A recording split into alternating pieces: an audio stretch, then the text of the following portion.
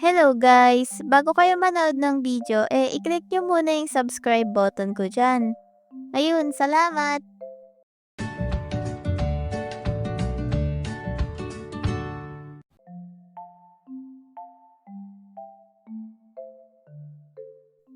Tuwing bisperas ng bagong taon na birthday ko rin, imagine no, New Year tapos nanganganak si mama. Para lang akong fireworks na lumabas no. Sabay pindot mo dyan sa subscribe button ko dyan no. Pero by the way, super excited na ako nun. Kasi mag New Year na nga. New Year na, new me na rin, eme. Abala ang buong pamilya namin noon sa paghahanda, syempre. Sa lamesa, meron ng hamon. Oh, may hamon pa rin kasi favorite talaga namin yon. May spaghetti, fruit salad, at marami pang iba. Nakahanda na rin yung mga nilalagay ni mama na 12 na bilog na prutas na pampaswerte daw. Sabi daw kasi ng Chinese swerte yon, pero hindi naman kami Chinese. Nagkakalat pa si mama ng barya at ket-ket sa buong bahay namin, pampaswerte daw.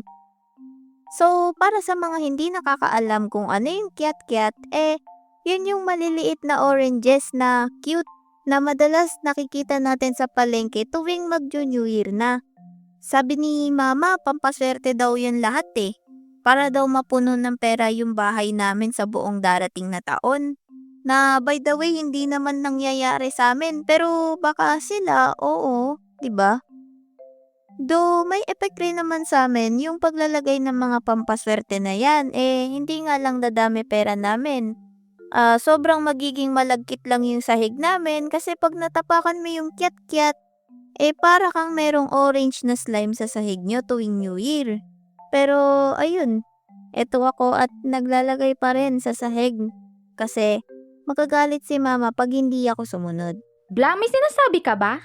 Ay, wala po mama. Naglalagay lang po ako dito ng kiat-kiat sa sahig kasi pampaswerte, 'di ba? Kasi sabi mo, 'di ba? Pero tama na muna yung mga pampaswerte na yan kasi ang pinaka-inaabangan ko talaga tuwing mag-New Year yung mga legendary items, which is yung mga paputok. Yes, yung mga paputok. Mama! Mama! Mama! Oh, ano yon? Mama, pwede po ba ako bumili ng pop-up sa labas po? Please po. Ay naku, hindi pwede yan. Gastos-gastos mong bata ka? Gayahin mo na lang kapatid mo kumakain lang ng spaghetti. Anong bait-bait? At ayun, hindi ako pinayagan ni mama na bumili ng paputok sa labas kasi bukod sa delikado na nga daw magastos pa. Pero dahil makulit ako nun lumabas ako para pulutin yung mga tirang paputok sa lupa ng kapitbahay namin. Warning lang pala sa mga manonood dyan, wag na wag nyo ito gagawin, maaari kayong mapahamak. Based on my experience lang to, wag nyo gagayahin kung mahal nyo pa rin yung mga kamay nyo.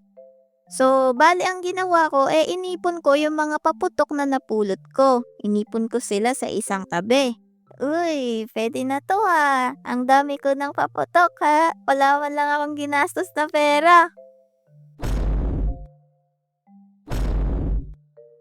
Hala, ang saya pala nito. Okay to Kuha pa nga ako ng mas marami. Ayun, talaga namang natuwa ako dun sa ginawa kong kalokohan na yon, though delikado talaga siya. Kaya nag-ikot-ikot ulit ako para maghanap ng mga paputok. Then may nakita akong fountain. Umusok lang siya, siguro hindi pa naman yun sumabog or something. Sayang to di pa ata to pumuputok. Meron lang usok. Ay, hala, sasabog ata to. Bla! Anong ginagawa mo? Mama, pinupulot ko lang po yung mga paputok Para may paputok din tayo kasi sabi mo wag bibili sa tindahan. Anak, delikado yan! At magastos!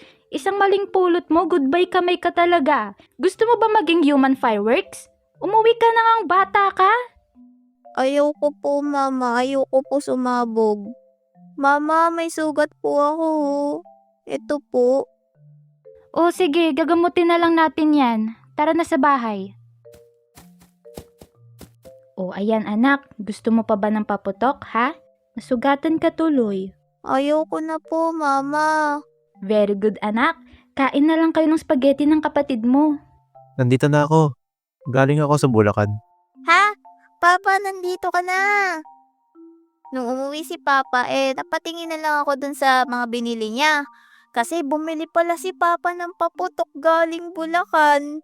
So, meron kaming piccolo, quitis, lucis, at ang paborito ng lahat ng bata, yung pop-up.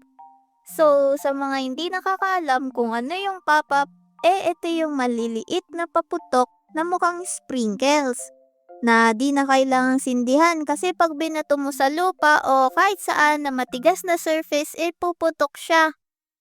So, balik tayo sa story.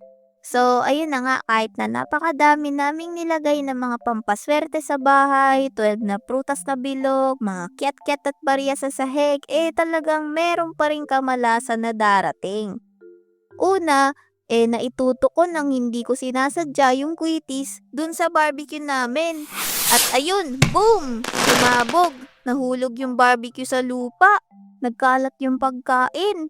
Nakatingin tuloy yung aso namin na si Baldo. O Baldo, kakainin mo na naman yan wag.